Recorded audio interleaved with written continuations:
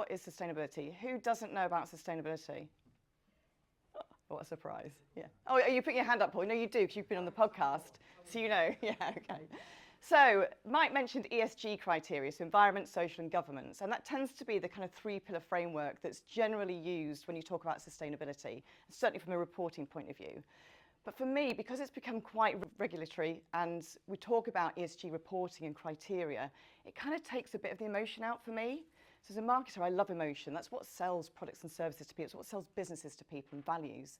So I like to break it out into 4 pillars instead, which I think is a bit broader. And from a humanizing point of view, I think it just makes sustainability a little bit more achievable and accessible. So we've still got the environmental element there, so talking about carbon emissions, local habitats, the impact we have when we travel, what energy we use, how we source materials and things like that. But then we're looking at workplace as well. So how we train our employees, what labour practices, ethical practices we have, the governments, the policies we have in place, so all that kind of like governance side under ESG. But then we also look at community. And community can be internal community as well as external community. So it could be your employees as well as your society that's surrounding the sites that you work at or the office you work from. And that's also getting involved in local issues, creating wealth within those societies, looking at projects and groups, and educating people. Not just about sustainability, but about what your business stands for, how you're getting involved, how you want to help that social impact. So going back to not just financial performance, but that whole community aspect of your business as well. So the caring side, we want to be caring businesses. And then we've got the philanthropic side as well, which quite often is known as CSR, so corporate social responsibility.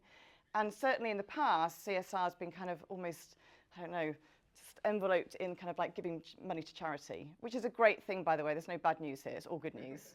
But are there other things we can do? So, for example, could we do some volunteering? Could we do pro bono work? Could we do fundraising? Let's see actually what those communities and charities need rather than just chucking money at them.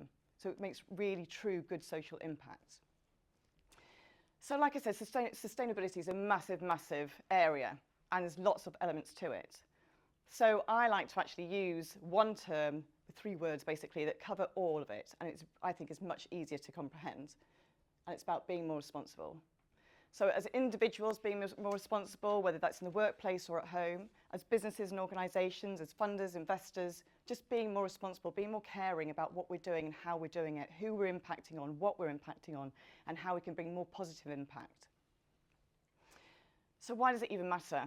So it was perfect. I don't know how Paul did it, but he must have asked the universe to deliver Mike before me because it was a brilliant introduction. The fact that clearly I don't need to say investors are looking for it because investors are looking for it, okay? They're already looking at ESG criteria.